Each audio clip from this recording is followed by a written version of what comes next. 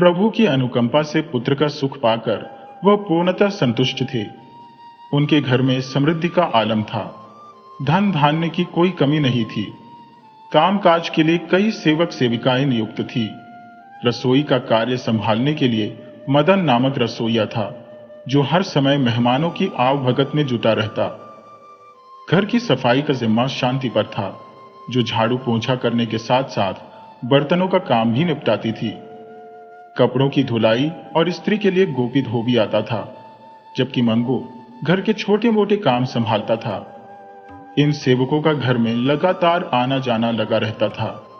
मोहल्ले के सुधीर और कुंडाल नामक दो बालक थे, जो अक्सर उस बच्चे ऋषु के साथ खेलने घर आते। ऋषु सेठ जी का इकलौता बेटा था, जिसे सभी प्यार से पुकारते थे। कुंडाल हमेशा चॉकलेट लाकर ऋषु को देता और डेयरी मिल्क सिल्की उनकी सबसे प्रिय होती। दोनों ही लगभग 12 वर्ष के हमउम्र बच्चे थे और धनीराम जी के प्रिय थे, जो उन्हें पुत्रवत स्नेह करते थे, क्योंकि लंबी प्रतीक्षा के बाद उन्हें अपना खुद का पुत्र मिला था। यही कारण था कि उनकी हर छोटी बड़ी मांग पूरी की जाती। धनीराम जी उन्हें निराश नहीं करते थे। अक्सर 5-10 रुपए देकर खुश कर देते, परंतु कभी कभी अधिक मांगने पर उन्हें थोड़ा फटकार भी देते थे। धनीराम जी के यहाँ रोजाना कोई ना कोई कुछ काम या इच्छाएं लेकर आ जाता था। चाहे वह मदन महाराज हो, जो खाना बनाने का काम करते थे, शांतिबाई जो खेतों में मेहनत करती थी, गोपी धोबी जो कपड़े धोता और इस्त्री करता था, या फिर मंगू नाई।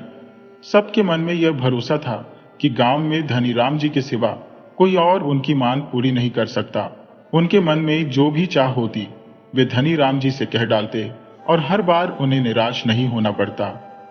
धनीराम जी दिल के बड़े उदार थे।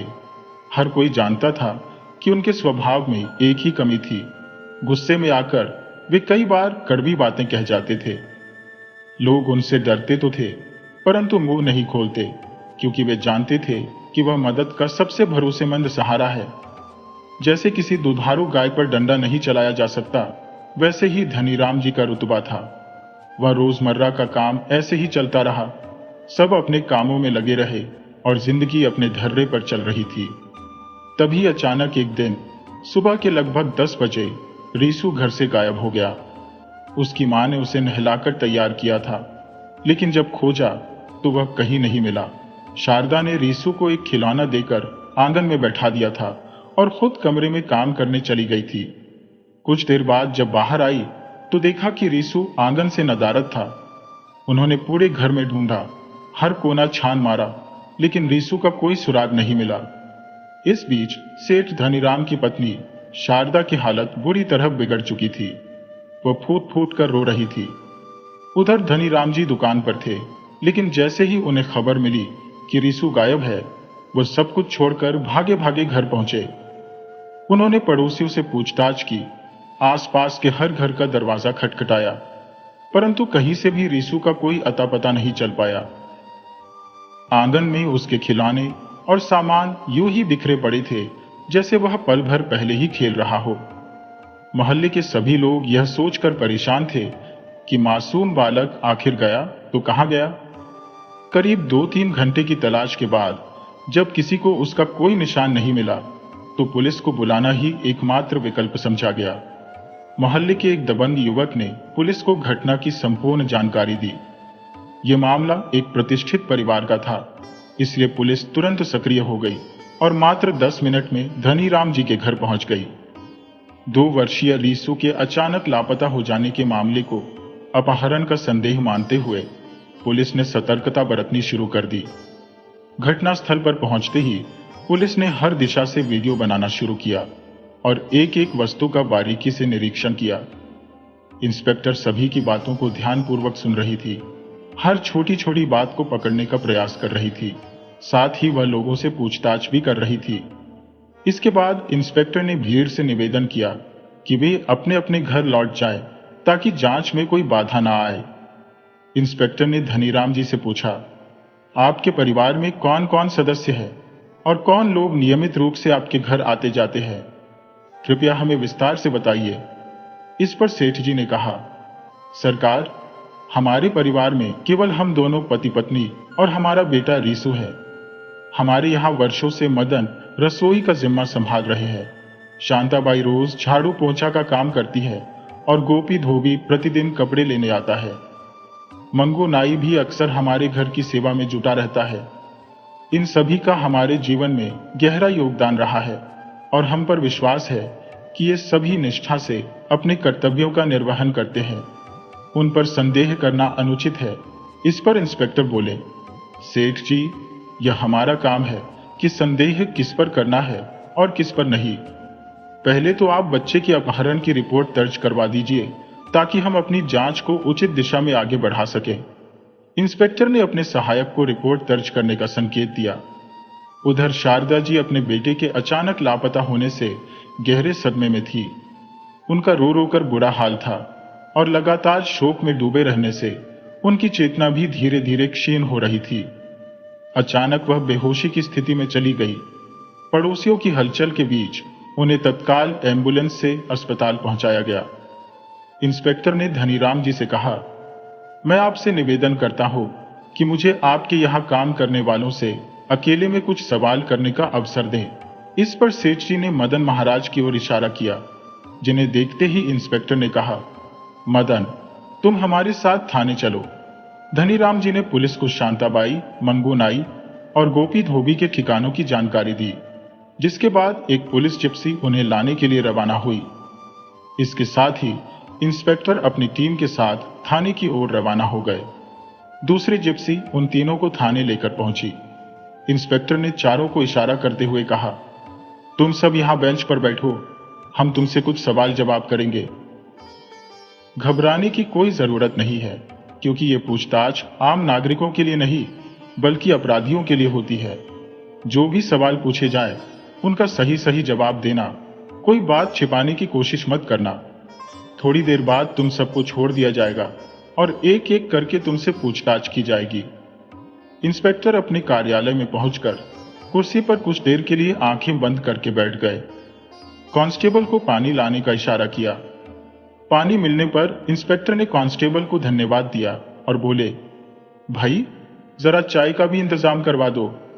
दिमाग बहुत देर से काम में लगा है, कुछ तरोताजगी चाहिए। कुछ समय बाद चाय आ गई और स्टाफ के सभी सदस्य चाय पीते हुए मामले पर विस्तार से चर्चा करने लगे। इसके बाद बाहर बैठे लोगों से पूछताछ करने की रणनीति बनाई गई।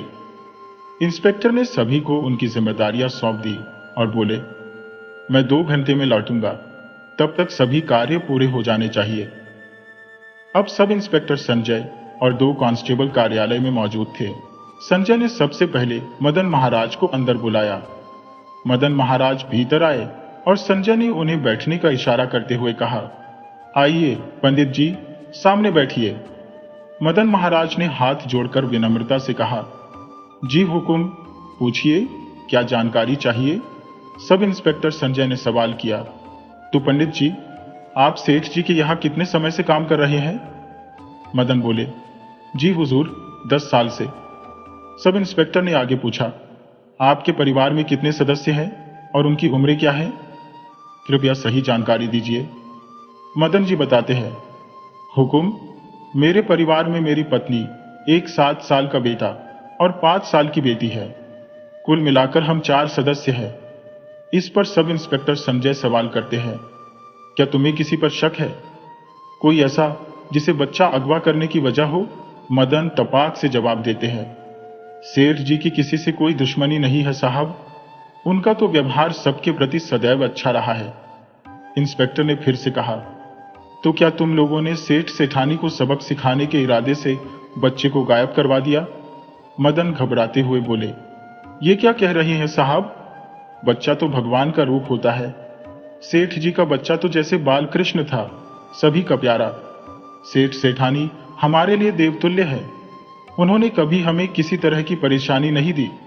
उनका हमारे प्रति व्यवहार सदा सौहार्दपूर्ण रहा है। हम इतने निष्ठुर नहीं हो सकते कि ऐसा संगीन गुनाह करें। वर्षों से हमने उनका नमक खाया है। एक नेक इंसान के दुश्मन कैसे हो सकते हैं? संजय फिर पूछते हैं, क्या किसी बाहरी व्यक्ति पर संदेह है? मदन ने सिर हिलाते हुए कहा, नहीं साहब, अजनबी को मोहल्ले में आते जाते नहीं देखा गया। संजय ने तसल्ली से कहा, ठीक है, अगर कोई और बात ध्यान में आए तो हमें जरूर बताना। अब तुम जा सकते हो।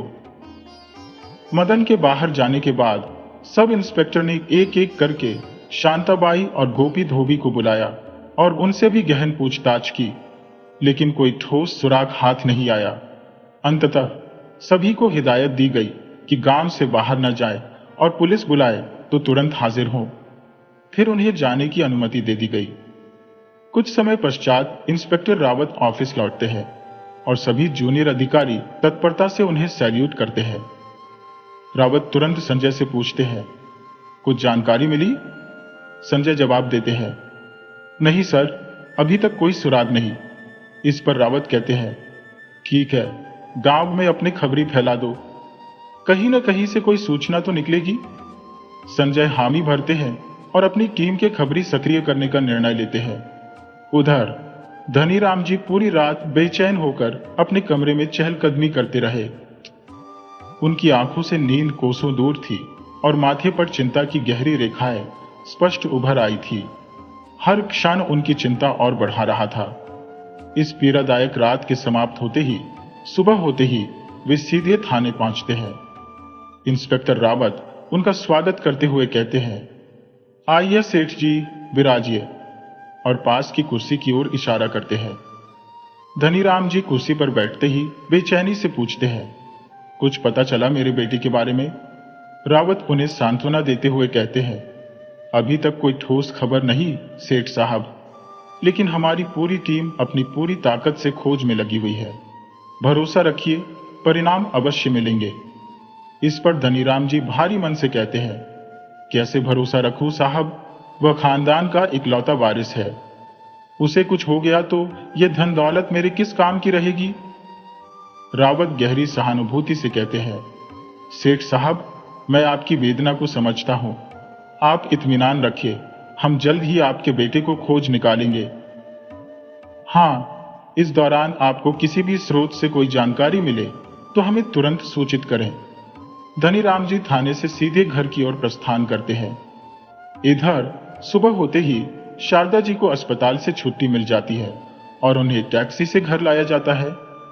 रात के मुकाबले शारदा जी कुछ बेहतर महसूस कर रही थी, लेकिन उनका मन अपने बेटे की चिंता में डूबा हुआ था।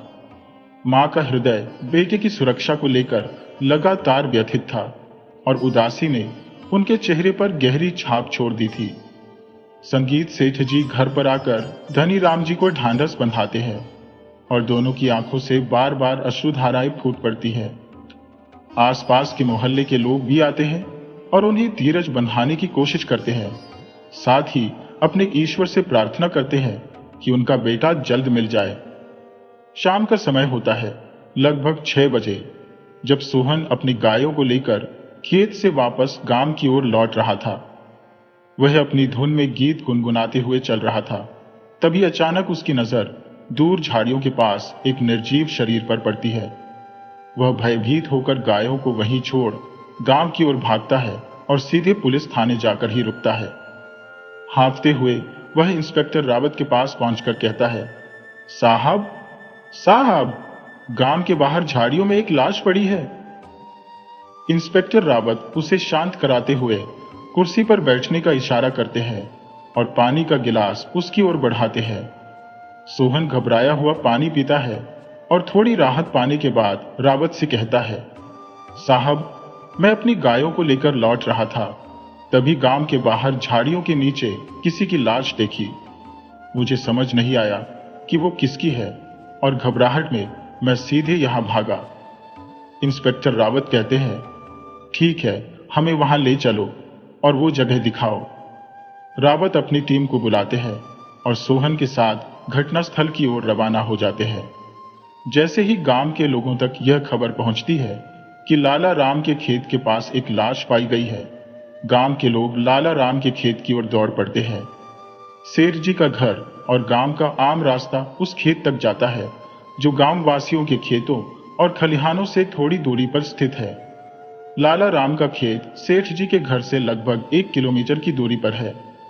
सेठ धनीराम और शारदा को जैसे ही खबर मिलती है कि लाला राम के खेत में एक मृत शरीर पड़ा है, उनके होश उड़ जाते हैं। घर में ही हाहाकार मच जाता है। शारदा रोते हुए कहती है, अरे मेरे लाल, ये क्या अनर्थ हो गया? मेरे घर को किसकी बुरी नजर लग गई? हमने किसी का क्या बिगाड़ा था? हमेशा दूसरों का भला ही चाहा, फिर हमारे साथ ही ऐसा क्यों हुआ? उनकी बेचैनी बढ़ती जाती है। घबराहट में जैसे सांसें रुकी जा रही थी। दोनों बेसुध से खेत की ओर दौड़ पड़ते हैं। हर कदम मानो मीलों का सफर सा भारी महसूस हो रहा था। गिरते पड़ते वे आखिरकार लाला राम के खेत तक पहुंच जाते हैं, जहां पहले से लोगों की भीड़ खड़ी कानाफूसी कर रही थी। पुलिसकर्मी लाश की बारीकी से जांच कर रहे थे, कोशिश कर रहे थे कि शायद किसी पहचान का सुराग मिल जाए। उस निर्जीव शरीर पर एक पुरानी बनियान के सिवाय कुछ नहीं था। चेहरा ऐसा कुचला हुआ था कि पहचानना मुश्किल था। लाश की हालत देखकर तय हो गया कि यह रिशु की लाश नहीं थी, क्योंकि रिशु तो मात्र 2 साल का बच्चा है, जबकि यह मृतदेह किसी 10 से 15 साल के बच्चे की प्रतीत हो रही थी। सेठ जी और शारदा के व्याकुल हृदय को थोड़ी राहत मिली और उनकी रुलाई थम सी गई, लेकिन मन में बेचैनी बनी रही। हमारा बेटा आखिर कहाँ है? गांव के लोग इस घटना को लेकर चुपचाप बातें कर रहे थे। ये चर्चा हो रही थी कि खिला राम का परिवार 4 दिन पहले ही देहरादून शादी में गया था। ऐसे में उनके खेत में यह लाश कैसे और कौन डाल गया? ये लाश आखिर किसकी है? इसी गुत्थी को लेकर लोग आपस में कानाफूसी कर रहे थे। गांव के सरपंच ने सभी को संबोधित करते हुए कहा, यह मृतक कोई और है, एक बच्चा है। पूरा गांव स्तब्ध था। सभी से गुजारिश की गई थी कि वे अपने अपने मोहल्लों में जाएं और पता लगाएं कि कहीं किसी बालक का अता पता तो नहीं है। इस बीच पुलिस टीम खेतों की झाड़ियों में कुछ तलाशने का प्रयास कर रही थी, जिससे मृतक की पहचान स्पष्ट हो सके या ऐसा कोई ठोस प्रमाण हाथ लगे जिससे कातिल की गिरफ्तारी की राह आसान हो। फोटोग्राफर घटनास्थल और आसपास के इलाके का विस्तृत वीडियो लेता है, ताकि यह दृश्य भविष्य में साक्ष्य के रूप में सुरक्षित रह सके। तभी इंस्पेक्टर की नजर कुछ दूरी पर बनी एक पुरानी झोपड़ी पर टिक जाती है, जो घास और मिट्टी से बनाई गई थी। संभवतः लाला राम जी इसे चारा और लकड़ियां रखने के लिए इस्तेमाल करते होंगे। झोपड़ी के किवाड़ खुले हुए थे, जबकि आमतौर पर ऐसे स्थान ताले से बंद होते हैं। इंस्पेक्टर झोपड़ी के भीतर झांकते हैं तो अवाक रह जाते हैं। अंदर बच्चों के कुछ टूटे फूटे खिलौने, चॉकलेट और बिस्किट के खाली पैकेट पड़े हुए थे। ये विचार अजीबोगरीब था। आखिर बच्चों के खिलौने और चॉकलेट का इस झोपड़ी में क्या मकसद हो सकता है? इसका अर्थ ये हो सकता है कि अपहरणकर्ता ने शायद रिशु को यही बंधक बना रखा था, ये जानते हुए कि लाला राम जी बाहर गए हैं और कुछ दिनों तक लौटने वाले नहीं है। उसने इस मौके का फायदा उठाया। इसका तात्पर्य यह भी हो सकता है कि आरोपी इसी गांव का हो। अब सवाल यह उठता है कि धनी राम जी का पुत्र कहाँ है और यह मृत बालक कौन है? क्या उसकी हत्या के पीछे कोई रहस्यमय कारण छुपा है? क्या सेठ जी के बेटे और इस बालक का अपहरण एक ही व्यक्ति ने किया है, या दोनों मामले अलग हैं? इंस्पेक्टर रावत और सब इंस्पेक्टर संजय इन उलझी हुई कड़ियों को जोड़ने की कोशिश कर रहे थे। इंस्पेक्टर रावत ने संजय से कहा, संजय, सबसे पहले तुम एम्बुलेंस बुलवाओ और इस शव का पंचनामा तैयार करके इसे पोस्टमार्टम के लिए भेजो, ताकि हमें इसकी मौत का समय और कारण स्पष्ट हो सके। साथ ही उन्होंने पुलिस कर्मियों को आदेश दिया कि खेत के चारों ओर फैल जाए और कोई सबूत तलाशने का प्रयास करें। कातिल से अवश्य कोई न कोई चूक हुई होगी। रावत ने आगे कहा, हो सकता है कि बच्चे ने संघर्ष किया हो और छीना झपटी में कुछ ऐसा छूट गया हो जो हमारे काम आ सके। इसके बाद सरपंच जी ने सभी गांव वालों से कहा कि वे अपने अपने मोहल्लों में जाकर किसी गुमशुदा बच्चे की खबर पता करें। तभी नाई मांगो उस इलाके से गुजर रहा था। उसकी निगाह खेत के पास किसी चमकती हुई वस्तु पर पड़ी। पास जाकर देखा तो वो सोने का ब्रेसलेट था।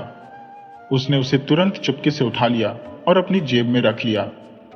इस बीच काला राम जी के पड़ोसियों ने उनको इस घटना की सूचना भेज दी थी। लाला राम जी ने यह खबर सुनते ही पड़ोसी रवि बाबू को बताया कि उनका बेटा कुणाल गांव में ही है।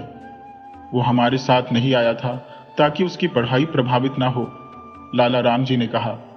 मुझे बेचैनी हो रही है, उसके बारे में चिंता सता रही है। हम सुबह तक पहुंचेंगे, तब तक तुम कुणाल का हाल जानने की कोशिश करो। रवि बाबू ने काफी खोजबीन की, परंतु जब कुणाल का कोई सुराग नहीं मिला तो उनके मन में शंका घर करने लगी। उन्हें लगा शायद वो शव कुणाल का तो नहीं है। कुणाल के गुम होने की सूचना पुलिस को देना ही उन्हें उचित लगा। थाने पहुंचकर उन्होंने इंस्पेक्टर रावत को सूचित किया कि लाला राम जी का 12 वर्षीय बेटा उस दिन से लापता है जिस दिन से सेठ जी का बेटा ऋषु अगवा हुआ था। इंस्पेक्टर रावत ने गंभीरता से रवि बाबू की बात सुनी और संजीदगी से मामले की तहकीकात में जुटने का निश्चय किया। कल से तुम्हारे मोहल्ले से कुणाल गायब है, तो अब तक तुमने हमें सूचित क्यों नहीं किया? इंस्पेक्टर ने सख्ती से पूछा। रवि बाबू ने जवाब दिया, साहब, हमें लगा था कि लाला राम के घर में ताला है क्योंकि उनका पूरा परिवार किसी विवाह समारोह में गया होगा। लेकिन एक छोटे बच्चे को अकेला छोड़ना किसी भी दृष्टि से समझदारी नहीं है। लाश का चेहरा इतनी बुरी तरह से कुचला हुआ था कि पहचानना नामुमकिन हो गया था। वह गहरी रात थी, अंधेरा घना था और समय लगभग 12 बजने को था। गांव के लोग गहरी नींद में डूबे हुए थे।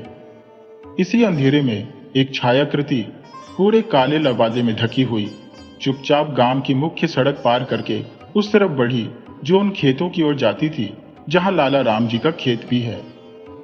वह व्यक्ति खेत के किनारे पहुंचकर पहले आसपास निगाह दौड़ाता है, फिर एक पेड़ के नीचे कुछ पल ठहरता है।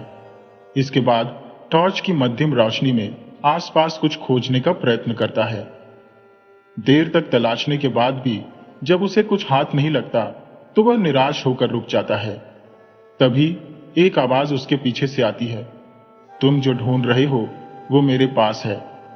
मुझे पता था कि इसे लेने तुम जरूर आओगे। उस आवाज में एक रहस्यमय तीव्रता थी, जैसे सन्नाटे को चीरकर सीधे उसकी आत्मा तक पहुंच गई हो। मैंने कई बार तुम्हें इस चीज के साथ देखा है।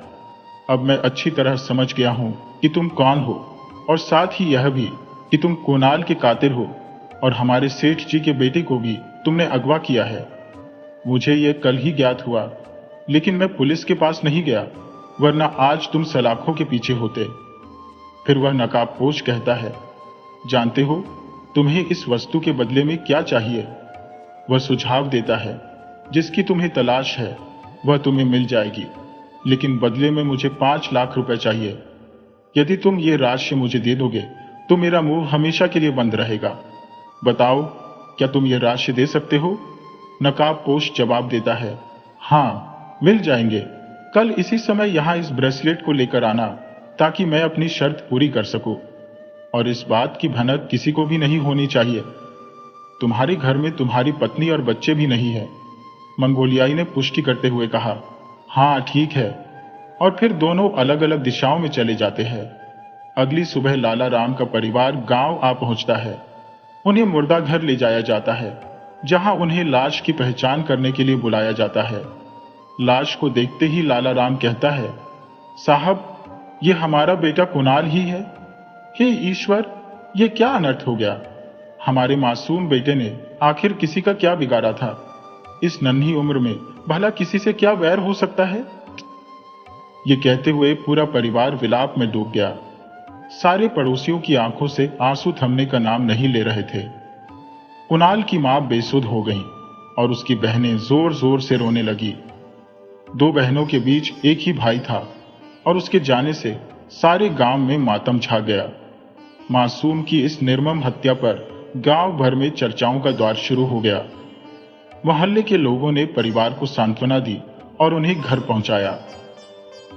मोहल्ले के लोग कुणाल के पार्थिव शरीर को एम्बुलेंस में लाए और रीति रिवाज निभाने के बाद उसे अंतिम संस्कार के लिए मुख्य सड़क से होते हुए मोक्ष धाम ले जाया गया। उसकी दोनों बहनों ने अपने भाई को अग्नि देकर अंतिम विदाई दी। दूसरे दिन दोपहर 12 बजे मंगोलियाई, नाई और नकाबपोश फिर उसी जगह पर मिले। ऑफ कोर्स ने पूछा, क्या मेरा ब्रेसलेट लाए हो? मंगोलियाई ने जवाब दिया, हाँ लाया हूं, पर पहले पैसे दिखाओ। नकाबपोश ने नोटों की गड्डियां दिखाते हुए कहा, ये देखो, अब ब्रेसलेट मुझे दे दो और नोटों का बैग ले लो। मंगोलियाई ने ब्रेसलेट उसके हाथ में थमा दिया और बदले में नोटों का बैग पकड़ लिया। अगले ही पल अचानक गोली की आवाज गूंजी और मंगोलियाई की छाती चीरती हुई गोली उसके अंदर तक चली गई। एक और गोली उसकी गर्दन को भेद गई और मंगोलियाई ने वहीं दम तोड़ दिया। नकाबपोश ने नोटों का बैग और ब्रेसलेट उठाया और वहां से निकल गया। उधर सेठ जी बेहद परेशान थे। 3 दिन हो चुके थे और उनके बेटे का कोई अता पता नहीं था, न ही किसी ने फिरौती की मांग की थी। वे चिंता में डूबे सोच रहे थे, आखिर माजरा क्या है? अगर मेरे बेटे को पैसे के लिए अगवा किया गया होता तो फिरौती जरूर मांगी जाती, पर अब तक किसी का फोन क्यों नहीं आया? नहीं नहीं, कुछ और ही बात है। सेठ जी विचारों में उलझे हुए थे। तभी एक लड़का एक लिफाफा लेकर सेठ जी के पास आता है और कहता है, बाहर किसी व्यक्ति ने यह आपको देने के लिए कहा है। सेठ जी सवाल करते हैं, कौन था वह? क्या तुमने उसका चेहरा देखा? लड़का जवाब देता है, नहीं सेठ जी, वह मोटरसाइकिल पर था, हेलमेट और चेहरे पर कपड़ा बांधे हुए था। सेठ जी कहते हैं, ठीक है, तुम जा सकते हो। लड़के के जाने के बाद सेठ जी लिफाफा खोलते हैं।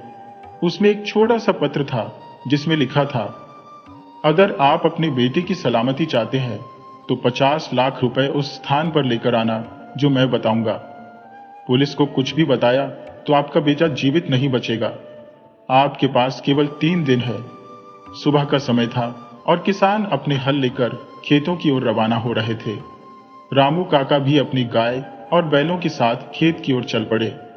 उनका खेत लाला राम के खेत से कुछ ही दूरी पर था और वहां पहुंचने के लिए उन्हें लाला राम के खेत के पास स्थित संकरी गली को पार करना पड़ता था। यह खेत तक पहुंचने का सबसे छोटा रास्ता था, वरना मुख्य सड़क से होकर उन्हें आधा मील का चक्कर काटना पड़ता। जैसे ही रामू काका लाला राम के खेत के पास पहुंचते हैं, उन्हें दूर से खेत के किनारे किसी के होने का आभास होता है। नजदीक जाकर खून से लथपथ मंगू नाई को देखकर उनके होश उड़ जाते हैं। गांव छोटा था और यहां सभी एक दूसरे को अच्छी तरह जानते थे। मंगू नाई तो गांव का प्रिय व्यक्ति था, एकमात्र नाई जो सबके बाल काटता और दाढ़ी बनाता था। चंपई इतना कुशल था कि उसकी कला थकी हुई रूहों को मिनटों में तरोताजा कर देती थी। लेकिन मंगू नाई की रक्त रंजित देह को देखकर रामू काका ने जोर से चिल्लाना शुरू कर दिया, खून खून। आसपास के खेतों में काम करने वाले सभी लोग रामू काका की चीख सुनकर दौड़ते हुए आ गए। वे घबराकर पूछने लगे, क्या हुआ रामू काका? क्यों चिल्ला रहे हो? ये किसका खून है? रामू काका गंभीर स्वर में बोले, कुछ भी कुशल मंगल नहीं है। इन 4 दिनों में हमारे गांव में अजीबोगरीब घटनाएं हो रही है। समझ ही नहीं आ रहा कि यह सब क्या हो रहा है। पहले सेठ जी का छोरा गायब हो गया और उसका कोई सुराग नहीं मिला। फिर लाला राम के बेटे को मार डाला गया और अब मंगू नाई भी किसी की क्रूरता का शिकार हो गया है। भीड़ में खड़े लोग मंगू की लाश को अबाक देखते रहे और कानाफूसी करने लगे। किसी ने कहा, रामू काका, कहीं लाला राम के खेत में किसी अशुभ शक्ति का साया तो नहीं है? आखिर मौतें इसी खेत के पास क्यों हो रही है? मुझे लगता है इस जगह पर कुछ गड़बड़ है। शायद किसी प्रेतात्मा ने लाला राम के खेत में अपना डेरा जमा लिया है। अब हमें इस गली से आना जाना बंद कर देना चाहिए, नहीं तो कब किसका नंबर आ जाए कुछ कहा नहीं जा सकता। दूसरा व्यक्ति झुंझलाते हुए बोला, अरे कैसी वाहियात बातें कर रहे हो? यह किसी प्रेत आत्मा का काम नहीं है, बल्कि यह मंगू की हत्या है। इन अंधविश्वासों में उलझने से अच्छा है कि किसी के पास मोबाइल हो तो पुलिस को बुलाओ, वरना हम पर भी शक की उंगली उठाई जा सकती है। तभी एक मजदूर ने अपने मोबाइल से पुलिस को सूचना दी और घटनास्थल की पूरी जानकारी दी। कुछ ही समय बाद पुलिस की टीम वहां पहुंच गई। इंस्पेक्टर रावत ने मंगू की लाश का मुआयना करते हुए आसपास कोई सुराग तलाशने की कोशिश की, लेकिन उन्हें कुछ भी ठोस हाथ नहीं लगा। इंस्पेक्टर रावत ने सख्त लहजे में पूछा, यह फोन किसने किया था? एक मजदूर ने जवाब दिया, साहब, मैंने फोन किया था। इंस्पेक्टर ने फिर पूछा, तो सबसे पहले तुमने ही लाश देखी? मजदूर ने जवाब दिया, नहीं साहब, हम तो खेत में काम कर रहे थे। रामू काका की पुकार सुनकर इंस्पेक्टर रावत ने आवाज दी। रामू कौन है? रामू काका तुरंत सामने आकर बोले, जी साहब, मैं हूं। इंस्पेक्टर रावत ने गहरी नजर से उन्हें देखा और बोले, तो बताओ रामू काका, तुमने क्या देखा? रामू काका ने खेत तक पहुंचने और लाश मिलने तक का पूरा वृतांत इंस्पेक्टर रावत को विस्तार से सुना दिया। इंस्पेक्टर रावत ने हुक्म दिया, ठीक है, अब तुम सब अपने काम पर लौट जाओ। हमें अपना काम करने दो। अगर जरूरत पड़ी तो तुम्हें फिर बुला लिया जाएगा। इतना सुनते ही लोग अपने अपने खेतों की ओर चल दिए। इंस्पेक्टर रावत ने अपने साथ आए पुलिसकर्मियों को आदेश दिया, इस लाश के आसपास हर कोने की बारीकी से तलाशी लो, शायद कोई अहम सबूत हाथ लग जाए। लाश की वीडियोग्राफी पूरी करके इसे पोस्टमार्टम के लिए भेज दो। सारे काम निपटाकर पुलिस टीम थाने वापस लौटी, जहां सभी 4 दिनों से घट रही घटनाओं पर विचार विमर्श कर रहे थे। इंस्पेक्टर रावत ने गंभीरता से पूछा, संजय, तुम्हें क्या लगता है, क्या सेठ जी के बेटे का अपहरण और इस हत्या में कोई संबंध हो सकता है, या ये दोनों मामले अलग है? सब इंस्पेक्टर संजय ने विचारमग्न स्वर में जवाब दिया, सर, मुझे तो लगता है कि दोनों मामले जुड़े हुए हैं। कुणाल और मंगू नाई दोनों का ही सेठ के घर आना जाना था। शायद इन दोनों ने किसी साजिश को भांप लिया था और इसी कारण से साजिशकर्ता को उनका अस्तित्व खतरे की तरह लगने लगा। कुणाल तो अबोध बालक है, पर मंगू नाई नहीं। हो सकता है उसने साजिशकर्ता की चाल को समझकर उसे ब्लैकमेल करने का प्रयास किया हो। इंस्पेक्टर रावत गंभीर स्वर में बोले, ठीक है, अगर ऐसा है तो हमें सेठ के घर में काम करने वाले हर व्यक्ति पर निगरानी रखनी होगी। कोई ना कोई सुराग तो जरूर मिलेगा। संभव है कि हमारे बीच में ही कोई ऐसा हो जिसे कुछ जानकारी है, या फिर वो खुद कुछ छुपा रहा है। रावत ने गंभीर स्वर में कहा, हो सकता है अगला निशाना इन्हीं में से कोई हो। और क्या पता, इस समूची साजिश का सूत्रधार हमारे सामने ही छिपा बैठा हो, जबकि हम बाहर तलाश में भटक रहे हैं। संजय ने हामी भरते हुए कहा, जी सर, ऐसा हो सकता है। हमें एक बार फिर सेठ जी के घर की तफ्तीश शुरू करनी चाहिए। घर के हर सदस्य से अलग अलग पूछताछ करनी होगी, शायद किसी के मुंह से कोई अहम जानकारी निकल आए। इंस्पेक्टर रावत ने संजय को इशारा किया और बोले, ठीक है, चलो एक बार फिर सेठ के लोगों की तहकीकात करते हैं। कुछ न कुछ तो सामने आएगा ही। दोनों अपनी कुर्सियों से उठकर बाहर खड़ी जीप की ओर बढ़े और उसमें बैठते ही सीधे धनीराम सेठ के घर की ओर निकल पड़े। घर के बाहर पुलिस की जीप देखकर धनीराम सेठ की चिंताएं सतह पर आ गई। उनके माथे पर पसीने की बूंदें झलकने लगी। मन ही मन विचारों में उलझते हुए वह सोचने लगे, कहीं पुलिस को फिरौती की रकम के बारे में कुछ सुराग तो नहीं मिला। फिर भी अपने आप को संयत रखते हुए उन्होंने आगे बढ़कर इंस्पेक्टर रावत का स्वागत करते हुए नमस्ते की। इंस्पेक्टर रावत ने आगे बढ़ते हुए सेठ जी को राम राम कहा, जिस पर सेठ जी ने जवाब दिया, पधारिए हुकुम, राम राम। रावत ने थोड़ी गंभीरता से पूछा, क्या बात है सेठ जी, ऐसा क्या मंथन चल रहा है कि आपके चेहरे पर इस ठंड में भी पसीने की बूंदें छलक रही हैं? क्या किसी का फिरौती के लिए फोन आया था? सेठ जी ने हल्के स्वर में उत्तर दिया, नहीं साहब, ऐसा कुछ नहीं है। बस आपको देखकर दिल की धड़कन बढ़ गई कि कहीं आप मेरे बेटे की कोई बुरी खबर तो नहीं लाए। उसी भय से थोड़ी घबराहट हो रही है। इंस्पेक्टर रावत ने उसकी बात सुनकर गहरी सांस ली और बोले, सेठ जी, अभी कुछ कहा नहीं जा सकता। यह रहस्य लगातार उलझता जा रहा है। अगर आपके बेटे का अपहरण वाकई फिरौती के लिए हुआ होता तो अब तक आपको पैसे की मांग वाला कोई फोन आ जाना चाहिए था, लेकिन आपने ऐसा कुछ नहीं बताया। क्या कोई बात आप हमसे जानबूझकर छिपा रहे हैं, या यह मामला सिर्फ पैसे का नहीं बल्कि किसी पुरानी रंजिश का परिणाम है? रावत ने फिर सीधा प्रश्न दागा। सेठ जी, सोचिए और बताइए कि ऐसा कौन दुश्मन हो सकता है जो इतनी भयानक साजिश रचने में सक्षम हो? बिना वजह इस तरह की दुश्मनी नहीं पनपती। अक्सर किसी बड़े बैर के पीछे धन, औरत या जमीन जैसे कारण होते हैं। हो सकता है किसी का अपमान किया हो या पुराना रंजिश अब इस रूप में उभर कर सामने आया हो। इंस्पेक्टर रावत गंभीरता से सेठ धनीराम की ओर देखते हुए बोले, सेठ जी, क्या कोई ऐसी पुरानी घटना याद आती है जो आपके बीते समय में हुई हो और शायद वर्तमान में आपकी राह का कांटा बन गई हो? सेठ धनीराम हल्के तनाव में बोले, देखिए साहब, मैं एक व्यापारिक व्यक्ति हूं। मेरे काम का दायरा ब्याज, संपत्ति और अनाज के व्यापार तक फैला हुआ है। व्यापार में कुछ खटपट तो चलती रहती है, कभी मूलधन को लेकर, कभी ब्याज को लेकर, और कभी पैसे समय पर न मिलने पर कठोरता दिखानी भी पड़ती है। कई बार लोगों को चेतावनी देनी पड़ती है, केस मुकदमे भी ठोकने पड़ते हैं। ये जमीन का काम है साहब, और ऐसे में प्रतिद्वंद्वी और निंदक भी बहुत है। पर मुझे नहीं लगता कि मैंने किसी के साथ इतनी ज्यादती की हो कि वो ऐसा कुछ कर बैठे। इंस्पेक्टर रावत ने बात को थोड़ा और गहरा किया। सेठ जी, क्या किसी पुराने प्रेम संबंध के कारण आपके बेटे के अपहरण की योजना रची जा सकती है? सेठ जी ने तुरंत जवाब दिया, देखिए इंस्पेक्टर साहब, ना तो मेरा कोई ऐसा प्रेम प्रसंग है और ना ही अतीत में ऐसा कुछ रहा। इस तरह की बातों का कोई आधार नहीं है। रावत ने एक और अंदेशा जताया, हो सकता है सेठ जी कि आपकी पत्नी का किसी के साथ कोई पुराना मसला हो और वही किसी रंजिश के चलते दुश्मनी निकाल रहा हो। सेठ जी थोड़ा आक्रोश में बोले, इंस्पेक्टर साहब, ये कैसी बात कर रहे हैं आप? मेरी पत्नी तो सती सावित्री जैसी है, धार्मिक स्वभाव की है, और हम दोनों का प्यार गहरा और परस्पर विश्वास से भरा है। मेरा ससुराल भी पास के गांव में है, और वो छोटा सा गांव है जहां ऐसी कोई बात होती तो कब की फैल चुकी होती।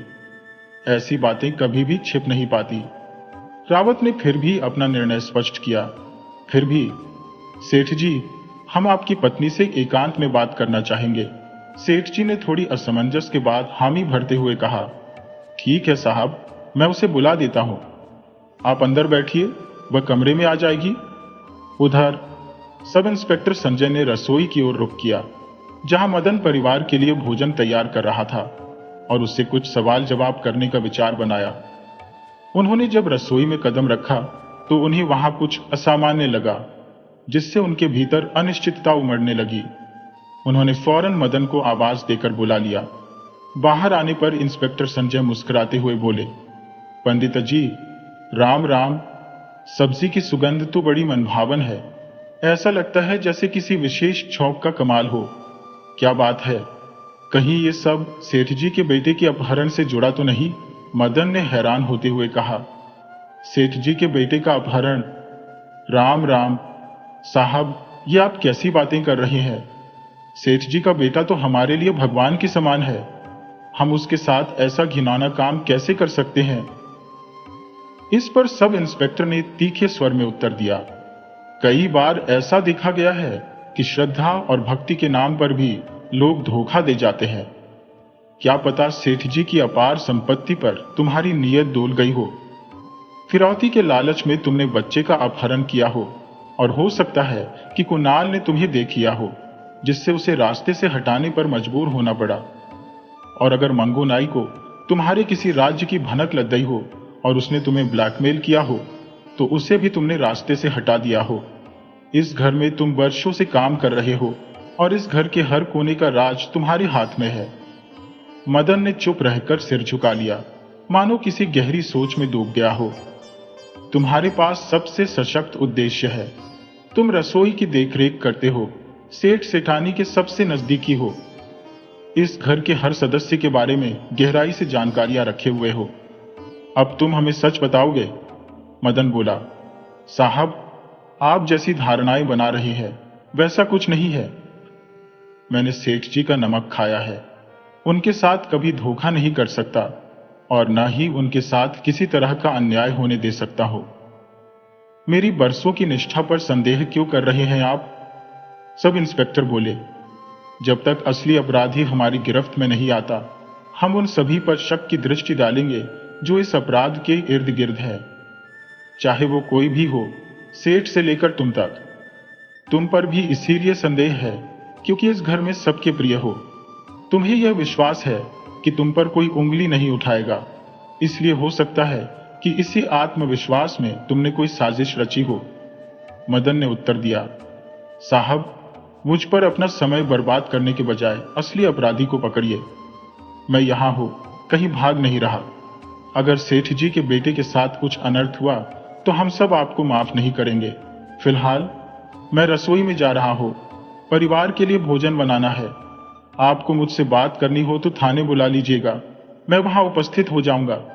ऐसा कहकर मदन रसोई की ओर बढ़ गया और सब इंस्पेक्टर मुस्कुराकर देखते रह गए। कमरे में इंस्पेक्टर रावत के सामने शारदा देवी बैठी थी। इंस्पेक्टर बोले, हाँ तो शारदा जी, हमें आपसे कुछ जानकारियां चाहिए। आशा है कि ईमानदारी से जवाब देंगी। जिस समय बच्चे का अपहरण हुआ आप कहाँ थी? शारदा देवी बोली, सर, मैं अपने कमरे में बिखरे हुए सामान को समेट रही थी। इंस्पेक्टर रावत ने गंभीरता से कहा, एक बात समझ में नहीं आ रही है, आप अपने छोटे से बच्चे को अकेले बाहर खेलने छोड़कर अंदर के काम में व्यस्त हो जाती है। कोई अपने नन्हे बच्चे को इस तरह लापरवाही से छोड़ता है क्या? कहीं इसके पीछे कोई गहरा राज तो नहीं छुपा? आपके चेहरे से लग नहीं रहा कि बच्चे के अपहरण का दुख आपको कचोट रहा है। शारदा देवी ने तीखे लहजे में कहा, तो क्या आप मुझ पर संदेह कर रही हैं? अपनी असफलताओं को छुपाने के लिए आप हमें ही दोषी ठहरा रहे हैं। एक मां के दर्द को समझना आपके लिए संभव नहीं, इंस्पेक्टर साहब। एक मां का हृदय अपने बेटे के लिए हर पल तड़पता है। दिन रात उसकी आंखों में आंसू उमड़ते रहते हैं और आप कहते हैं कि मेरे चेहरे पर शोक का कोई भाव नहीं। इंस्पेक्टर रावत ने संयमित स्वर में कहा, देखिए शारदा जी, हमारा कर्तव्य है कि हम हर उस व्यक्ति से सवाल करें जो इस घटना से प्रत्यक्ष या परोक्ष रूप से जुड़ा हुआ है। बच्चा आपके ही घर की चारदीवारी के भीतर से गायब हुआ है। उस समय आप लोग वहीं मौजूद थे, फिर भी किसी को कोई जानकारी नहीं मिली। इसके अलावा हाल ही में एक गांव के बाहरी इलाके में 2 हत्याएं हुई हैं, जिनमें आपका यहां आना जाना था। हो सकता है कि आपकी किसी के साथ शत्रुता रही हो, कभी किसी का प्रेम अस्वीकार किया हो या किसी के आत्मसम्मान को ठेस पहुंचाई हो, जिसने प्रतिशोध स्वरूप आपके बेटे को अगवा कर लिया हो, या शायद धन संपत्ति का कोई कारण हो। जब तक आप हमारे प्रश्नों के उत्तर नहीं देंगी, हम इस मामले को आगे नहीं बढ़ा सकते। शारदा देवी ने शांत स्वर में उत्तर दिया, देखिए इंस्पेक्टर साहब, मेरा किसी के साथ कोई प्रेम संबंध नहीं था और न ही कभी रहा। घटना के दिन सुबह 9 बजे मैंने रिशु को नहलाकर उसे नए कपड़े पहनाए और बाहरी आंगन में खेलने के लिए छोड़ दिया। इसके बाद मैं कमरे की सफाई करने में लग गई। ये मेरा रोज का क्रम है। उस दिन मैंने कुछ भी अलग नहीं किया। इंस्पेक्टर ने प्रश्न किया, क्या बेटे के पास आपने खिलौने और टॉफी भी रखी थी? शारदा देवी ने कहा, जी सर, खिलौने तो मैंने ही रखे थे, लेकिन टॉफी नहीं। संभव है कि उस दिन कुणाल आया हो और टॉफी देकर गया हो। अक्सर कुणाल ही टॉफी लाया करता था। रिशु और कुणाल में काफी घनिष्ठता थी। इंस्पेक्टर ने गंभीरता से पूछा, सेठ जी से आपके संबंध कैसे हैं? क्या विवाह से पहले किसी के साथ आपके प्रेम संबंध थे? अगर ऐसा कुछ था तो हमें अब भी बता दें, अन्यथा यदि हमें बाद में किसी और से पता चला तो ये बात आपके लिए गंभीर समस्या बन सकती है। शारदा देवी ने संयम से कहा, सर, आप कैसी बातें कर रहे हैं? हमारे गांव की लड़कियां शहर की लड़कियों जैसी नहीं होती, जो कुछ दिनों में अपने दोस्त को जीवन साथी बना ले। हम जिसके साथ प्रेम करते हैं उसी के साथ विवाह भी करते हैं। इंस्पेक्टर रावत ने संजीदगी से पूछा, तो क्या आपने सेठ जी से प्रेम विवाह किया था? क्या शादी से पहले आपके उनके साथ संबंध थे? शारदा देवी ने स्पष्टता से उत्तर दिया, नहीं, इसमें हमारी पसंद के बजाय हमारे दोनों परिवारों का योगदान था। परिवारों की सहमति से ही हमारा रिश्ता तय हुआ। लड़की और लड़कियां मुश्किल से 1-2 बार मिलते हैं, फिर शादी हो जाती है, जो हमारे मामले में भी ऐसा ही हुआ। हमारी शादी पहले हुई, प्रेम तो उसके बाद ही पनपा। इंस्पेक्टर ने आगे सवाल किया, तो क्या आप पर किसी प्रकार का दबाव था कि आपको यह शादी करनी पड़ी? शारदा देवी ने थोड़ा नाराजगी से कहा, आप खुद ही समझ सकते हैं। रावत ने संदेह से पूछा, तो क्या मैं यह मानूं कि शादी से पहले आपका किसी और से संबंध था, लेकिन परिवार के विरोध के कारण आपने उसे छोड़ दिया और मजबूरी में सेठ जी से विवाह करना पड़ा? संभव है कि वह शख्स बदला लेने के लिए आपके बेटे को अगवा कर गया हो। शारदा देवी ने गंभीरता से उत्तर दिया, वैसे आप कुछ भी मान सकते हैं, आपको कौन रोक सकता है? परंतु आपके विचारों में कोई सच्चाई नहीं है। ना तो मेरा कोई प्रेमी है और ना ही मेरे बेटे के अपहरण में किसी नजदीकी का हाथ है। आप इन फालतू की बातों में समय न घुमाएं। जैसे जैसे समय बढ़ रहा है, मेरे बेटे के जीवन को खतरा भी बढ़ता जा रहा है। कृपया अन्य दृष्टिकोण से इस मामले को देखें। हम पहले से ही बेहद पीड़ित हैं। हमारी पीड़ा और मत बढ़ाइए। शारदा देवी ने हाथ जोड़ते हुए निवेदन किया। अब आप जा सकते हैं सर, इंस्पेक्टर रावत ने सिर हिलाते हुए कहा। ठीक है, फिलहाल हम जा रहे हैं, लेकिन यदि आपको कोई ऐसी बात याद आए जो आपको मामूली लगे पर हमारे लिए महत्वपूर्ण हो सकती है, तो कृपया बताइए, इंस्पेक्टर रावत कहते हैं। शायद मुझे आपसे फिर मुलाकात करनी पड़ेगी। सब इंस्पेक्टर संजय सेठ जी के घर से निकलकर थाने की ओर सीधे रुख करते हैं। वहां पहुंचकर दोनों इस मामले पर गहन चर्चा में जुट जाते हैं। सेठ जी के पूर्वजों ने वर्षों पहले तालाब किनारे एक छोटे से हनुमान मंदिर का निर्माण करवाया था। छोटा सा मंदिर, साथ में एक बरामदा और तालाब के किनारे होने के कारण वहां का वातावरण शांत और स्थिर रहता था। मीठी मीठी ठंडी हवाएं और आसपास खिले विविध रंग बिरंगे पुष्प उस स्थल को एक पवित्रता का एहसास कराते थे। आसपास के गांवों के लोग किसी भी शुभ कार्य के लिए यहां आते थे। विवाह संस्कार यही संपन्न होते थे। कहते हैं भगवान सर्वत्र है, लेकिन पापियों को किसी भय की अनुभूति नहीं होती। बरामदे में 3 नकाबपोश बैठे हुए आपस में गहरी आवाज में चर्चा कर रहे थे। उनके शरीरों को इस तरह ढका हुआ था कि आंखों के अलावा कुछ नजर नहीं आता था। उनकी धीमी आवाजों में एक ने झुंझलाते हुए कहा, क्या बेवकूफी है यह? तुम एक काम भी ठीक से नहीं कर सकते। मैंने तुम्हें उस लड़के को खत्म करने का काम सौंपा था और वह तुम्हारे हाथ से निकल गया, और तुम्हारा कहना है कि किसी ने पीछे से तुम पर भारी चीज से वार किया, जिससे तुम वहीं बेसुध हो गए, और वे दोनों लड़के को तुम्हारी आंखों के सामने से उठा ले गए और तुम कुछ भी नहीं कर पाए। दूसरे नकाबपोश ने झिझकते हुए कहा, साहब, हमने लड़के को ऐसी जगह पर रखा था जहां परिंदा भी पर नहीं मार सकता था, लेकिन पता नहीं कैसे उन दोनों को हमारे होने का पता चल गया और वे वहां पहुंच गए। उस समय हम दोनों शराब के नशे में थे। हमें किसी के आने की आहट तक नहीं हुई। हम दोनों कुर्सियों पर बैठे एक और पैक का आनंद लेने की तैयारी में थे। तभी अचानक किसी ने पीछे से आकर किसी भारी वस्तु से जोरदार प्रहार किया। उस वक्त हमें होश तक नहीं था कि क्या हुआ। हमारी आंखों के सामने सितारे घूमने लगे और कुछ ही पलों में हम वहीं बेहोश होकर गिर पड़े। जब होश आया तो न वहां वह लड़का था और न ही दोनों नकाबपोश। तभी उनमें से एक गुस्से में बड़बड़ाया, तुम दोनों की मूर्खता ने मेरी बेहतरीन योजना पर पानी फेर दिया। उस लड़के को मैंने तुम दोनों को सौंपा था ताकि जंगल के उसी इलाके में उसे खत्म कर दो और कहीं छुपाकर दफन कर दो। फिर तुम इस गांव को छोड़ देते। वैसे भी यहां तुम्हें कोई पहचानता नहीं है।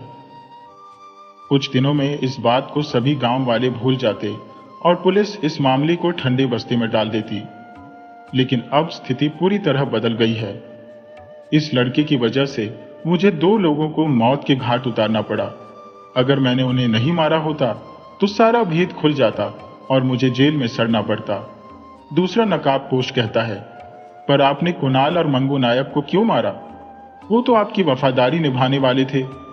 मैंने जवाब दिया, कुणाल के जरिए ही ऋषु को उठाने का इंतजाम किया था।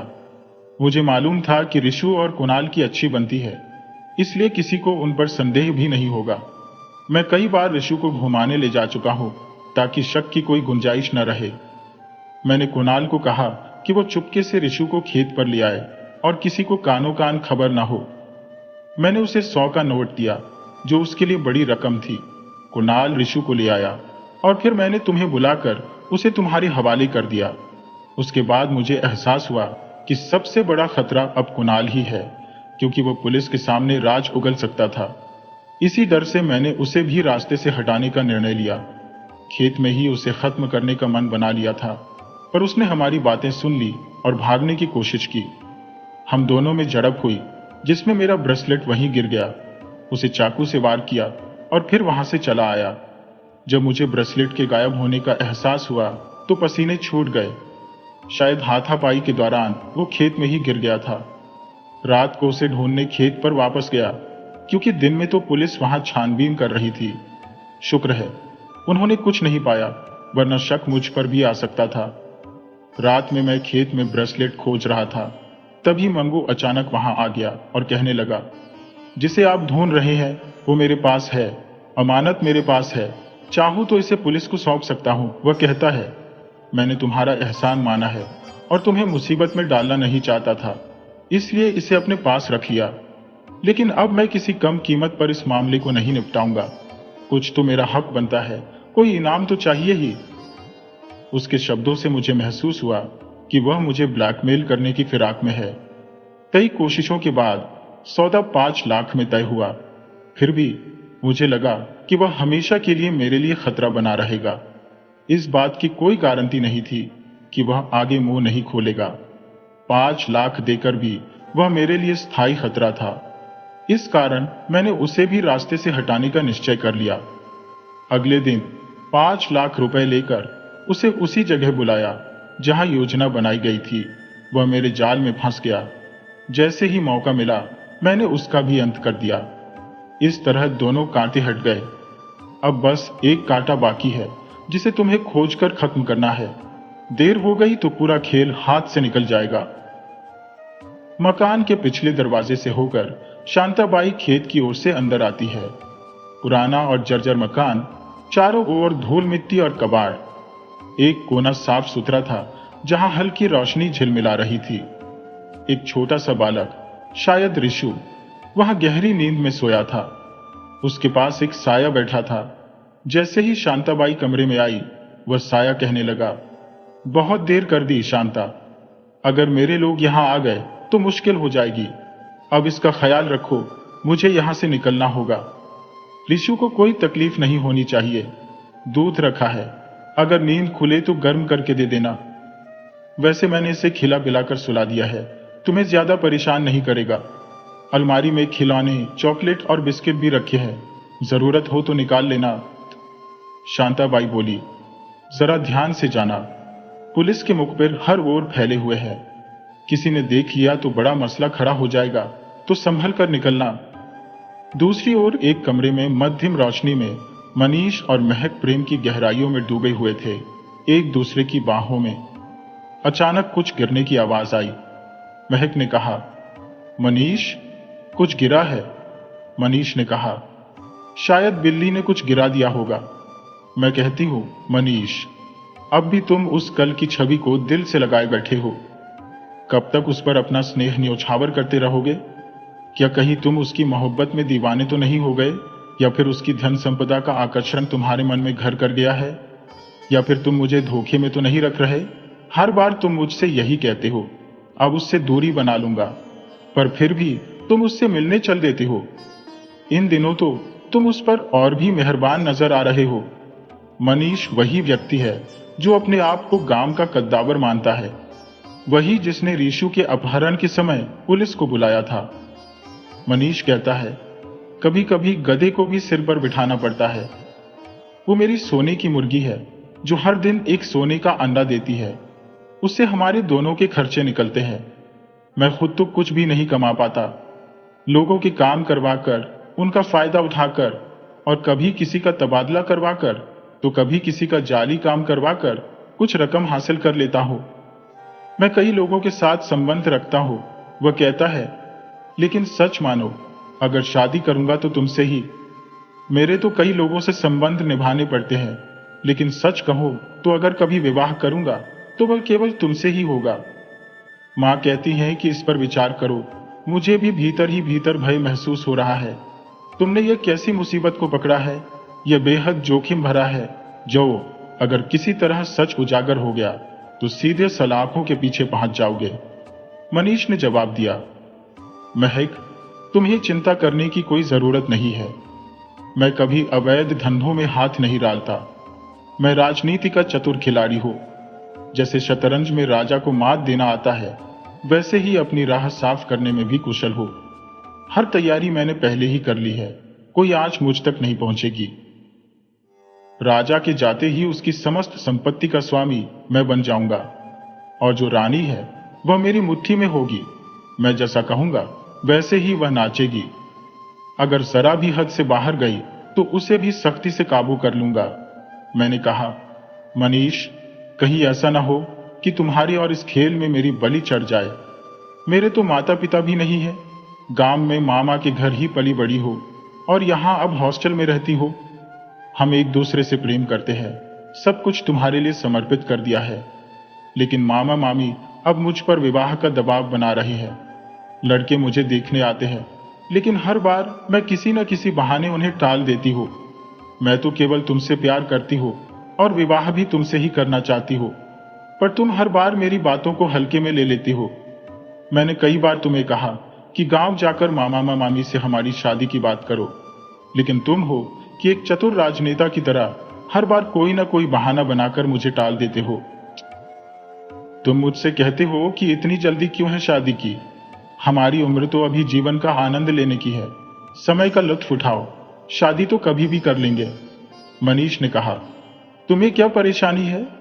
मैंने जवाब दिया, तुम्हारे कारण कॉलेज में मेरी ओर हर उंगली उठती है। पूरे कॉलेज में हमारे प्रेम के चर्चे हैं और लोग मुझ पर तंज कसते हैं, मुझे नेता की रखैल कहते हैं। अब यह सब मुझसे सहा नहीं जाता। या तो मुझसे विवाह करो या फिर मुझसे दूर हो जाओ। मैं अब तुम्हारी इंतजार में और नहीं रह सकती। मुझे एक ठोस आश्वासन चाहिए। ये कहकर महक अनीस के फार्म हाउस से बाहर निकल गई। खंडहर सी इमारत के पास नकाबपोश गली की ओर बढ़ता है। उसकी चाल बता रही थी कि वह कोई स्त्री है। तभी उसका मोबाइल बजता है। नकाबपोश फोन उठाती है। उधर से आवाज आती है, हेलो, मैं मनीष हूं। तुम अभी मेरे फार्म हाउस पर आओ, मुझे तुमसे बहुत सी बातें करनी है। और रिशु का क्या हाल है? किसी को उसके बारे में कुछ पता तो नहीं चला? अगर थोड़ी सी भी चूक हो गई तो हम बहुत बड़ी परेशानी में फंस सकते हैं। लड़के के हाथ से फिसल जाने का खतरा है। क्या सारी बातें यूं ही मोबाइल पर करते रहोगे? लड़की बोली, मैं वहीं पहुंच रही हूं। मेरे पति आज बाहर गए हैं और कल शाम तक लौटेंगे। इस रात को तो मैंने तुम्हारे संग बिताने का फैसला कर लिया है। कई दिनों से जिस अलसाई हुए प्रेम ने मेरे मन में अंगड़ाई ले रखी है, वह यूं ही बुझने वाली नहीं है। आज इतने दिनों के बाद तुम्हारे साथ समय बिताने का अवसर जो मिला है। ये कहकर वह धीमे कदमों से मनीष के फार्म हाउस की ओर बढ़ने लगी। ठीक उसके पीछे एक साया खुद को छुपाता हुआ नकाबपोश की हर बात पर गौर करता जा रहा था। नकाबपोश ने एक दो बार मुड़कर देखा। शायद उसे किसी के आसपास होने का एहसास हुआ, परंतु उसे कुछ दिखाई नहीं दिया। साया जल्दी से एक पेड़ की आड़ में छिप गया, जबकि नकाबपोश मनीष के फार्म हाउस के गेट के पास पहुंची।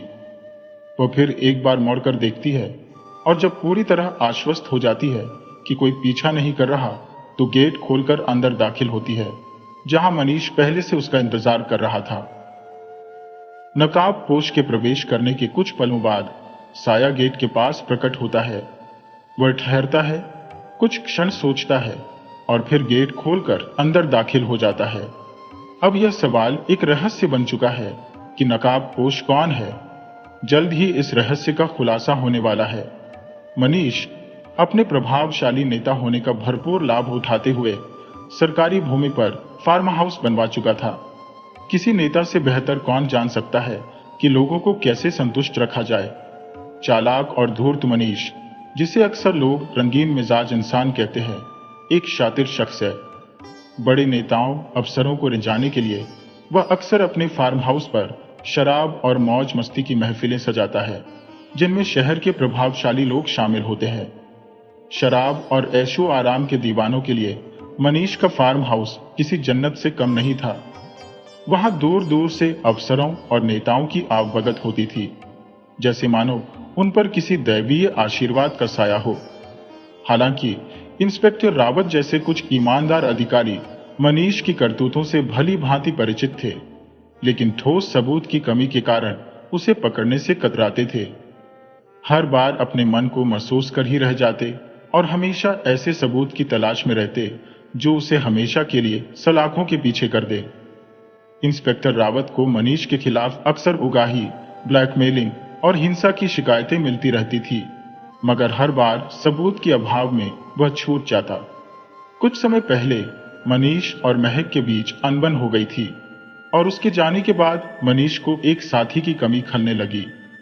इस पर उसे सोने के अंडे देने वाली मुर्गी की याद आई और उसने शारदा को फोन किया। कुछ ही पल बाद उसके दरवाजे पर दस्तक हुई। मनीष ने आवाज लगाई।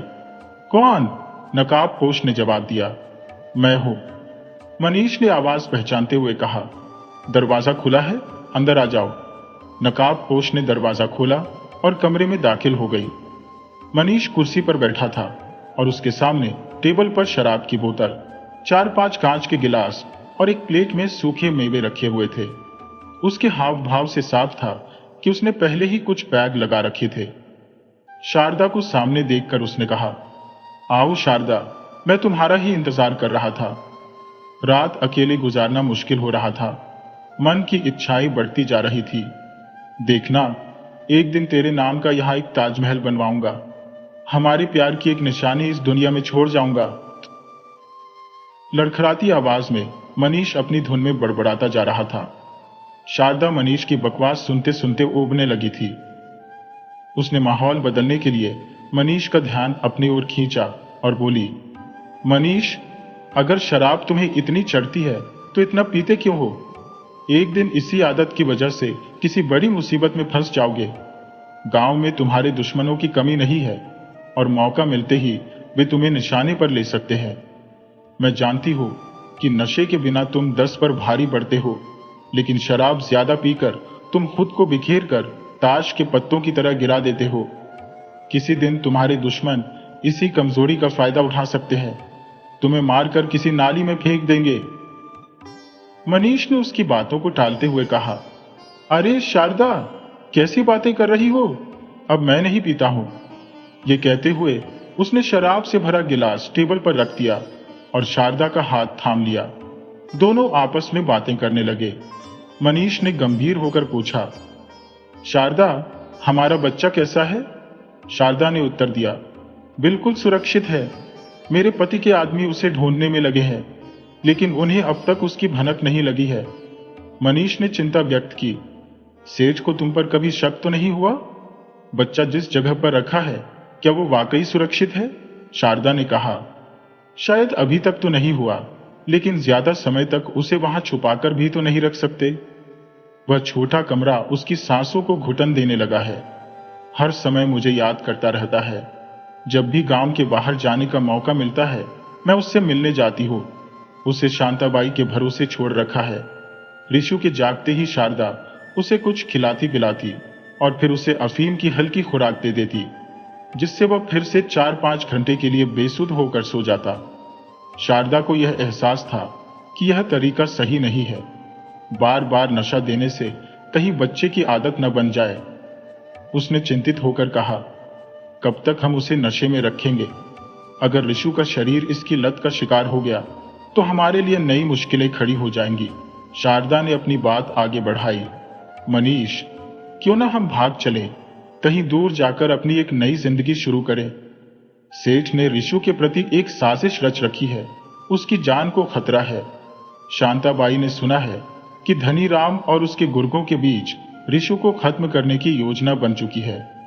ये वही धनीराम है जिसने अपने गुंडों के जरिए कुणाल के माध्यम से रिशु का अपहरण करवाया था और फिर सबूत मिटाने के लिए कुणाल को भी मरवा दिया।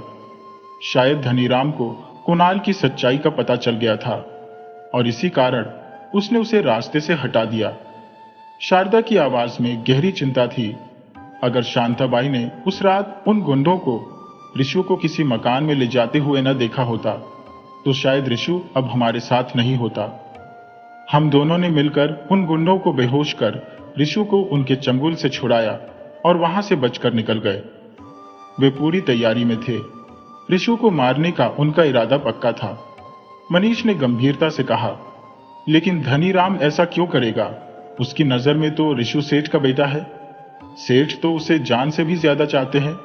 शारदा ने उत्तर दिया, मुझे नहीं मालूम कि धनीराम ऐसा क्यों कर रहा है, पर यह सच्चाई है कि सेठ ने रिशु को खत्म करने के लिए पेशेवर गुंडों को काम पर रखा है। शांताबाई, जो मेरी सबसे वफादार सहायक है, ने उन तीनों की बातचीत सुनी और उनकी रिकॉर्डिंग भी मुझे सुनाई। मनीष ने गंभीर स्वर में कहा, शारदा, तुम्हें मालूम है कि मेरा इस गांव को छोड़ना नामुमकिन है। यहाँ के किसानों के बीच मेरी गहरी जड़ें हैं और अफसरों नेताओं के साथ मेरी इतनी पहुंच है कि एक इशारे पर बहुत कुछ बदल सकता है। अगर तुम कहो तो सेठ का काम तमाम करवा दो, फिर कहीं जाने की जरूरत ही नहीं रहेगी। शारदा ने शांतिपूर्ण स्वर में उत्तर दिया, नहीं मनीष, तुम ऐसा कोई कदम मत उठाओ।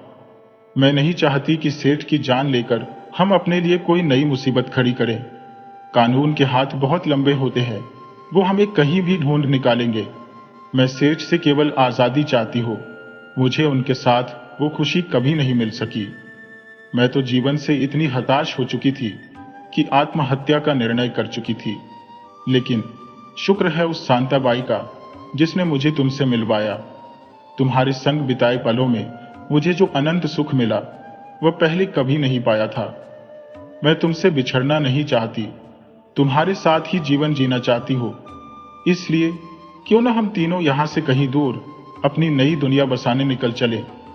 रही बात पैसे की, तो मेरे पास धन की कोई कमी नहीं है।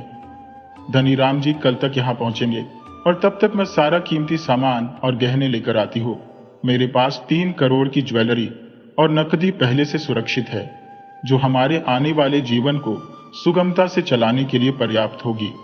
लेकिन तभी दरवाजे के बाहर छिपा एक साया हमारी बातचीत को ध्यान से सुन रहा था। उसका चेहरा क्रोध से लाल हो गया और उसकी आंखों में अंगारे भड़कने लगे। उसके हाथ में पकड़ा हुआ खंजर खून की प्यास से जल उठा। वह खुद पर काबू खो बैठा और अचानक कमरे में आ घुसा। यह दृश्य देखकर मनीष और शारदा दोनों स्तब्ध और भयभीत हो गए। साया कड़वे स्वर में कहता है, तो ये सब मेरे पीछे चल रहा था? तुम्हारी यह हरकतें बर्दाश्त के बाहर हैं। घबराई हुई शारदा धीमे स्वर में कहती है,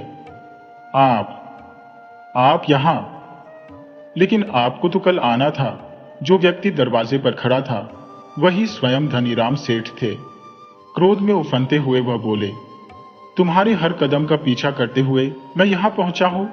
क्या तुम्हें लगा था कि तुम मेरे पीठ पीछे अपने शौक पूरे करती रहोगी और मुझे कुछ पता नहीं चलेगा? तुम्हारे आचरण पर तो मुझे उसी दिन शक हो गया था जब तुम गर्भवती हुई थी। शारदा कहती है, नहीं, ये बच्चा तो आपका ही है। लेकिन हाँ, ये सच है कि मैं आपसे संतुष्ट नहीं थी। एक दिन शांता ने मुझे मनीष से मिलवाया और मनीष ने मुझे वह सुख दिया जो आपने कभी नहीं दिया। तब से मैं मनीष के बिना नहीं रह सकती। मनीष ने मुझे ऐसा आनंद दिया जो आपने नहीं दिया। ये मेरी भूल थी, लेकिन मैंने इसे स्वीकार किया है। धनीराम गुस्से में कहते हैं, अपनी बकवास बंद करो बेवफा औरत। हमारे खानदान का नाम डुबाने वाली इस आवारा लुच्चे के साथ भागने का सपना देख रही हो? तुम्हें क्या लगता है कि यह तुम्हें सुखी रखेगा? यह आदमी जिसकी हर गली में एक नई औरत से संबंध है, तुम्हारा वफादार बनेगा? नहीं, ये तुम्हें बर्बाद करेगा। अभी तुम्हें अपने लाभ के लिए इस्तेमाल कर रहा है, कल तुम्हें किसी कोठे पर बेच देगा और तुम मुझसे कहती हो कि यह बच्चा मेरा है। धनीराम अपनी बात जारी रखते हुए कहते हैं, सुनो, जब 3 साल तक हमारी कोई संतान नहीं हुई तो मैंने एक सेक्सोलॉजिस्ट से मिलकर अपनी समस्याएं बताई। उन्होंने हर जांच की और स्पष्ट रूप से बताया कि मेरे शरीर में शुक्राणु निर्माण करने की क्षमता नहीं है।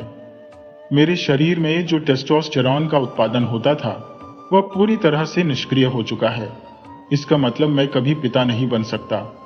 अब बताओ, यह बच्चा मेरा कैसे हो सकता है? शारदा अपनी जगह पर ठिठकी खड़ी रह जाती है। धनीराम कहते हैं, मुझे सब पता था कि यह बच्चा मेरा नहीं है। इसी कारण से इसे रास्ते से हटाने का अवसर ढूंढ रहा था। मैंने ही इसे मरवाने की योजना बनाई थी। इसके लिए कुणाल के हाथों से काम करवाया, लेकिन तुम दोनों ने किसी तरह उस बच्चे को बचा लिया। शारदा, जो अब पूरी तरह से निःशब्द थी, कुछ कहने की हिम्मत भी नहीं जुटा पाती। हमने नहीं, शारदा ने कठोर स्वर में कहा, बल्कि शांता ने हमारे संग मिलकर तुम्हारे आदमियों को परास्त कर दिया और मेरे बच्चे को सुरक्षित निकाल लिया। शांता ने ही मुझे तुम्हारी हर चाल से अवगत कराया था। उसी क्षण मैंने जान लिया कि तुम्हारे मन में मेरे प्रति अविश्वास उपजा है। तब से मैंने सतर्कता बरती और अपने बच्चे को तुम्हारी निर्दयता से बचा लिया। अब मेरा बच्चा सुरक्षित है, मेरे संरक्षण में है, सेठ जी क्रोध में कहते हैं। लेकिन यह सुरक्षा तुम्हारे साथ ज्यादा देर तक नहीं टिकेगी। तुम्हारे बच्चे, तुम्हारे प्रेमी और खुद तुम, कोई भी मेरे हाथों से बच नहीं पाएगा। मनीष, जो अपनी जगह अडिग खड़ा था, धनीराम को चुनौती देते हुए बोला, धनीराम, तुम मेरे ही घर में खड़े होकर मुझे धमकी दे रहे हो? अपनी सलामती की दुआ करो, अब तो तुम यहां से जीवित नहीं निकलोगे। धनीराम हंसी में बड़बड़ाता है, तू मुझे मारेगा? तू जो खुद नशे में धुत रहता है, अपने पैरों पर सीधा खड़ा भी नहीं हो सकता। मेरा खंजर प्यासा है, तुम दोनों के खून का। कहते हुए धनीराम बाज की तरह शारदा की ओर झपटा और उसकी गर्दन पर खंजर रख दिया। इसी बीच मनीष ने अपने रिवॉल्वर को तैयार किया और धनीराम की ओर तान दिया। धनीराम के संभलने से पहले ही मनीष की उंगली ने ट्रिगर दबा दिया और गोली सीधे धनीराम के मस्तिष्क को भेदती हुई निकल गई। धनीराम का शरीर जमीन पर निर्जीव गिर पड़ा। मनीष और शारदा एक गहरी सांस लेते हैं, मानो उनके कंधों से एक बड़ा बोझ उतर गया हो। कुछ पल की खामोशी के बाद मनीष गंभीर स्वर में कहता है, शारदा, यह समय डरने का नहीं है, बल्कि तुरंत कार्यवाही का है। पुलिस या अन्य लोग यहां पहुंचने से पहले हमें धनीराम की लाश को ठिकाने लगाना होगा। ये भी समझ लो कि धनीराम की अचानक गुमशुदगी पर पुलिस चुप नहीं बैठेगी। हो सकता है कि धनीराम की तरह ही कोई मुखबिर हमारे आसपास हो, जिसने हमें इस फार्म हाउस तक आते हुए देख लिया हो। इसलिए अब हमें यह जगह छोड़कर बहुत दूर जाना होगा। हम दोनों इतना दूर चले जाएंगे कि जहां न पुलिस की पहुंच हो, न ही किसी और की। मैं लाश को निपटाने में जुटता हूं, तुम उसी दौरान घर से सारा नकद और गहने समेटकर यहां